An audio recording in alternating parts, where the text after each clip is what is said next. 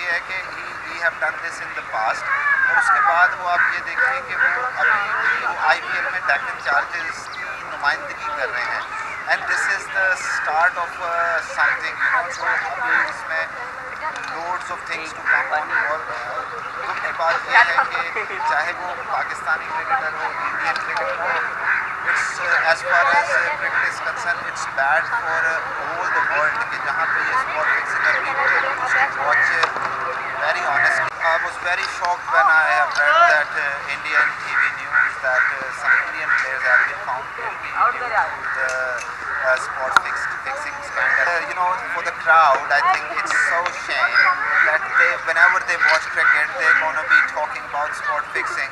If somebody bowls a no ball, whether it's a part of the game, but if he bowls a no ball, people gonna think that, well, he have taken the money to do that. Even if you have bowled wide ball, or even somebody hit a six or somebody gets out. लेकिन जो भी हुआ है वो cricket के लिए कोई अच्छी बात नहीं है, क्योंकि ये क्रिकेट जितना भी क्राउड होता है, वो जो क्रिकेट की खूबसूरती है वो ख़त्म हो जाएगी, और इन ग्राउंड्स के अंदर इन लोगों के क्राउड जो है वो भी बहुत कम हो जाएगा, और लोग इसको अच्छा समझेंगे। कि जो अपकमिंग प्लेयर्स हैं वो काफ़ी डिसहार्ट होते हैं इस तरह की चीज़ें देख के, और कुछ लोग इस तरह भी होते हैं कि वो इस तरह की चीज़ें देख के समझते हैं कि उनको भी इस तरह की चीज़ जो है बहुत गलत है। बैठ के इंडिया इन्वॉल्व है, और आई थिंक सो कि ऐसा चीज़ जो है एक्शन लेना चाहिए कि जब इंडियन इन्वॉल्व हैं तो इनकी पूरी इन्वेस्टिगेशन होती है।